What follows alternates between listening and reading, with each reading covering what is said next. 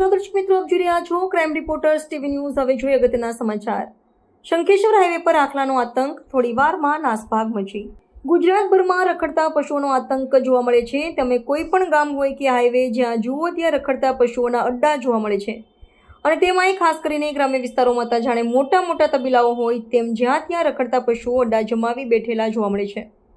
પશુઓના કારણે અનેક લોકોએ જીવ પણ ગુમાવ્યાના દાખલા બનેલા છે। ત્યારે શંખેશ્વર હાઈવે ઉપર બે આખલા વચ્ચે યુદ્ધ સર્જાયું હતું અને લોકોમાં નાસભાગ મચી જવા પામી હતી। હજુ હમણાં જ રાધનપુર ખાતે ટ્યુશન જતા બાળકને આખલા એડફેટે લેતા દવાખાનામાં દાખલ કરવાની ફરજ પડી હતી। આવું જ કંઈક શંખેશ્વર ખાતે જોવા મળે છે।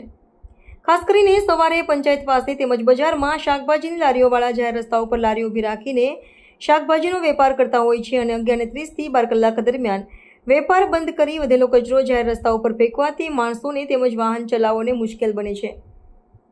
તેમજ નાના ભૂલકાઓને સ્કૂલે જવા રસ્તેથી પસાર થતા હોય છે, જેથી કરીને ના કરે નારાયણને કોઈ બાળકને પશુઓ ઇજાગ્રસ્ત કરે તે પહેલાં યોગ્ય કરવાની તાત્કાલિક જરૂરિયાત ઊભી થવા પામી છે।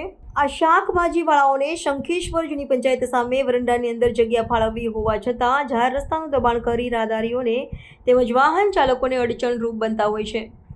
અગાઉ શંખેશ્વર પોલીસ દ્વારા આવા દબાણકર્તાઓને વોર્નિંગ આપી લારીઓ નહીં રાખવા જણાવ્યું હતું, છતાં પોલીસની એસી કરી લારીઓ જાહેર રસ્તાઓ પર રાખવાથી ક્યારેક અકસ્માત તો સર્જાય તો નવાય નહીં, જેથી કોઈ અનિચ્છનીય બનાવ બને તે પહેલાં વહેલી તકે ફાળવેલી જગ્યાએ લારીઓ ઊભી રાખવા તજવીજ હાથ ધરાય તે ઇચ્છનીય છે। રિપોર્ટર ગુગાજી ઠાકોર, શંખેશ્વર।